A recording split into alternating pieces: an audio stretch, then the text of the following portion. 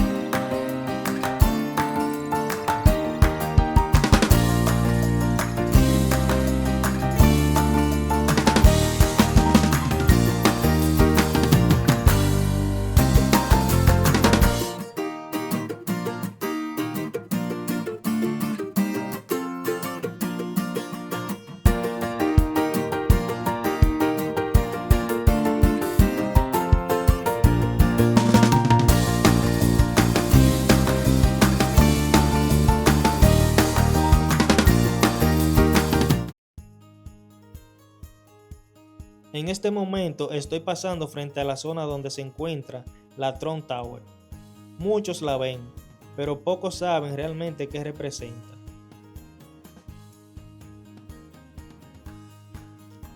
Un edificio que no solo es lujo, también es historia moderna. Fue inaugurada en 1983 y desarrollada por el empresario que años después se convertiría en presidente de Estados Unidos, Donald Trump. Pero más allá de la política, vamos a hablar de lo que muchos no saben. No es solo un rascacielos de oficinas, es un edificio mixto. Aquí hay tiendas de lujo en los primeros niveles, oficinas en el medio y apartamentos residenciales en los pisos superiores. Tiene 58 pisos y aproximadamente 202 metros de altura. Su fachada de vidrio oscuro reflectante la hace destacar entre los edificios clásicos de piedra de esta zona. Pero lo más impresionante no se ve desde afuera. Dentro hay un atrio de varios niveles con mármol rosado, cascada interior y escaleras mecánicas doradas. Y aquí viene un dato interesante. Aunque es propiedad privada, el atrio es considerado espacio público accesible, gracias a acuerdos urbanos con la ciudad de Nueva York. Eso significa que cualquiera puede entrar. Si quieres que vuelva y haga un contenido dedicado solo a este edificio, déjame saberlo en los comentarios. En 2015, este mismo lugar se convirtió en escenario mundial, cuando Donald Trump anunció su candidatura presidencial bajando por esas escaleras mecánicas. Desde ese momento, el edificio dejó de ser solo un símbolo de lujo y pasó a ser un símbolo político. Durante su presidencia, esta zona tuvo seguridad reforzada, protestas frecuentes y atención constante de los medios, pero arquitectónicamente hablando, la torre representa el estilo de los años 80, ambición, brillo, ostentación y poder visual. Y su ubicación es estratégica. Está a pasos de Central Park y rodeada de algunas de las tiendas más caras del mundo. Los apartamentos aquí han alcanzado precios de decenas de millones de dólares. Antes de llegar a la Casa Blanca, Donald Trump vivía en un penthouse triplex dentro de este mismo edificio.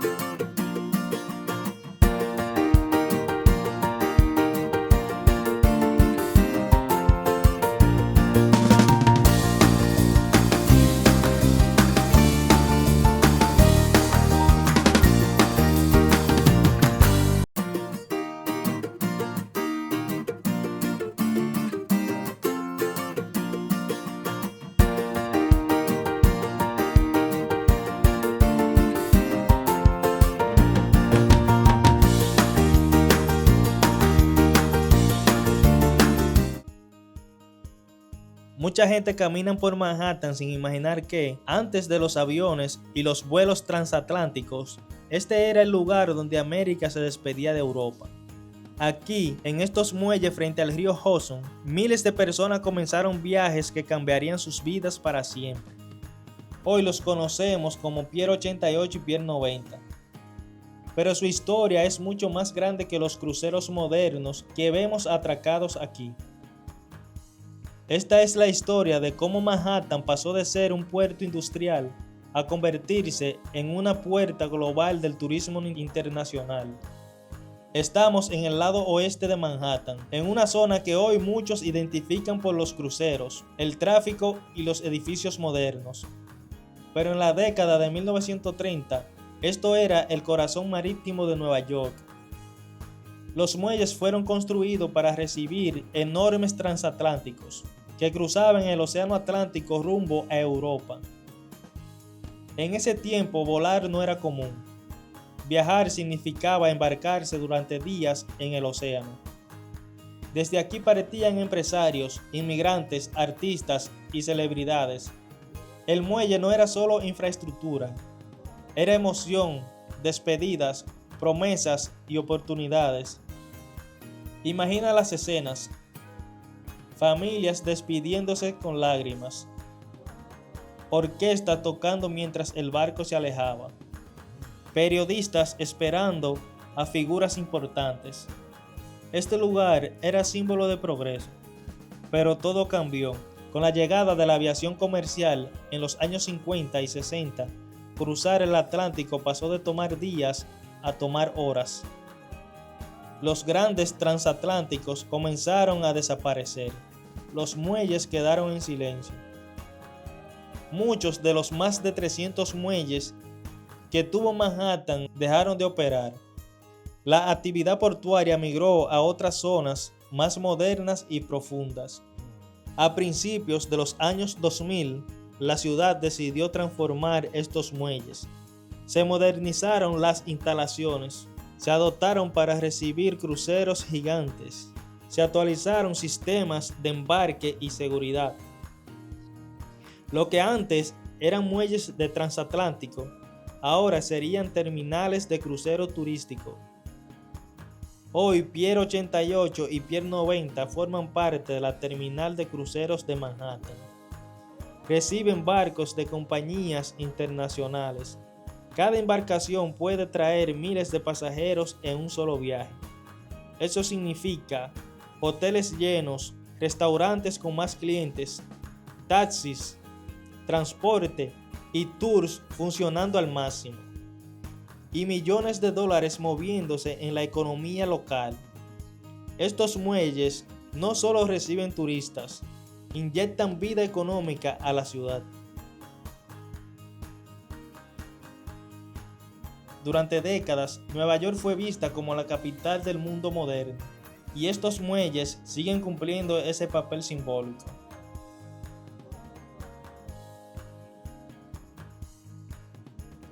Este es un portaaviones real que participó en la Segunda Guerra Mundial. Este no es un modelo, no es una réplica, es un portaaviones real botado en 1943 en plena Segunda Guerra Mundial. Participó en combates en el Pacífico, sobrevivió a ataques kamikazes y fue torpedeado. Sí, fue impactado varias veces y aún así regresó al combate. Este portaaviones sirvió en la Segunda Guerra Mundial, también participó en la Guerra de Vietnam, fue recuperado y transformado en museo en 1982. En su cubierta puedes ver aviones de combate reales, incluso un avión espía supersónico, y algo aún más impresionante, y también exhibe un transbordador espacial. Es decir, en un mismo lugar tiene historia naval y exploración espacial.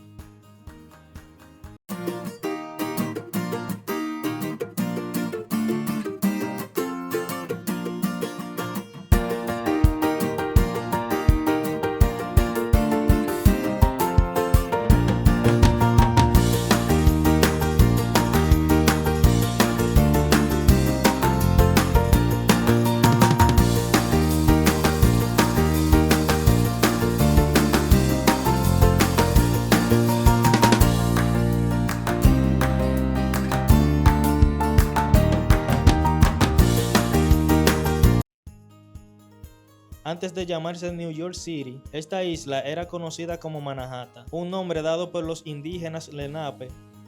Significaba la isla de muchas colinas. Aquí no había rascacielos, no había puentes, no existía Wall Street, solo bosque, ríos y comercio indígena.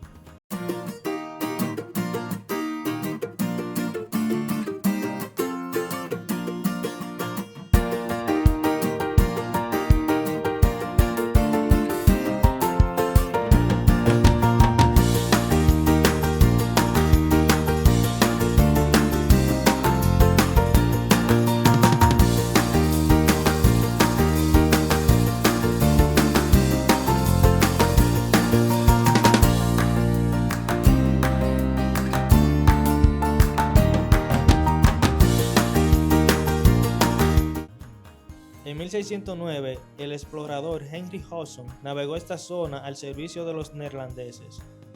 Ese viaje abrió la puerta al comercio europeo.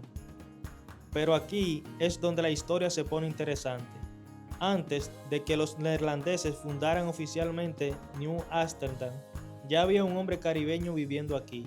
Su nombre era Juan Rodríguez, un comerciante de Santo Domingo, multilingüe, negociante de pieles, y decidió quedarse en la isla en 1603. No vino como conquistador, no vino con ejército, no fundó una ciudad. Vivió entre los Lenape, comerciaba con barcos europeos y según documentos neerlandeses es considerado el primer residente no indígena documentado de Manhattan. Piénsalo, antes del metro y antes del puente Brooklyn, un hombre del Caribe ya caminaba esta isla. Entonces, surge una pregunta. Si estuvo aquí antes que muchos colonos europeos, ¿por qué casi nadie habla de él? Porque la historia tradicional se enfoca en imperios, en gobiernos y en fundaciones oficiales. Juan Rodríguez no representaba un imperio, era un comerciante independiente y por eso su nombre quedó en segundo plano. La historia de Nueva York no empezó solo con grandes potencias, también tiene una conexión caribeña desde sus primeros días, y eso cambia la narrativa. La próxima vez que camines por Manhattan, recuerda que mucho antes del concreto y el acero, alguien de Santo Domingo, República Dominicana, ya formaba parte de esta historia. Ahora dime tú, ¿crees que este capítulo debería enseñarse más cuando se habla del origen de Nueva York?